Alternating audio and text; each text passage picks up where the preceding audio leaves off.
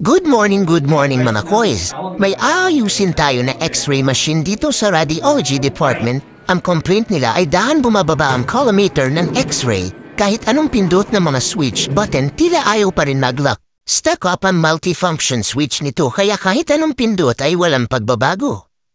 Tanggalin na natin yung control switch nito. Ang gagawin natin ay ilipat natin ang siram switch sa ibang button, yung hindi gaano ginagamit at kunin natin yung switch na okay at ilagay natin sa multifunction switch. Linisan muna natin kasi ang dami ng alikabok sa loob.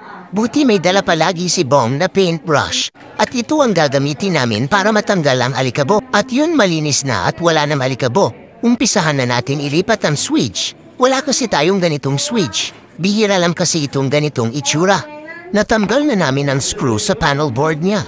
Kailangan maayos ito agad kasi maraming magpapa-x-ray ngayong araw. Na siya. Itong nasa daliri ko ay ito yung defective na push button switch. Ilipat natin ito. Pero hindi na natin i-connect sa PCB board para hindi na siya mag-contact pa. At hininam na ni Bong ang wire sa board nito.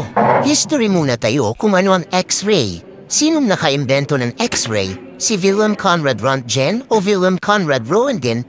Ika-27 ng Marso taong 1845 hanggang ika-10 ng Pebrero taong 1923 ay isang pisikong Aleman na nakalikha at nakapansin ng radyasyong elektromagnetiko sa loob ng isang saklaw ng liboy habang nakilala ngayon bilang X-ray o mga sinad na Röntgen, isang pagkakatuklas na naging dahilan ng pagkakamit niya.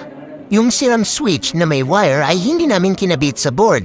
Nilagyan na lang namin ng shrinkable tube para iwas contact sa ibang component. Parang goods na lahat.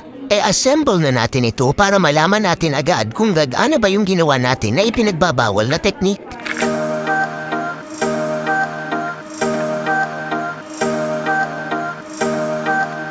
Bago namin i-connect ang terminal ng mga wire ay nag-spray muna kami ng contact cleaner sa mga connector nito.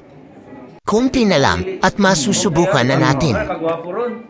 Ito guys, aircon una na, pare-parehas ba? Sa mukha niyo. Diyan repeat na lang. Ay, sige, itong na. Na-serve niyo mo? Yan, sir. Palitan.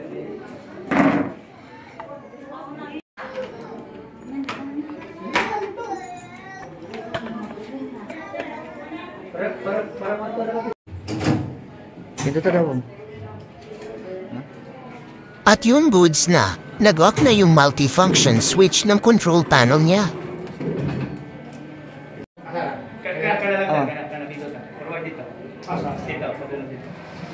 Dito na.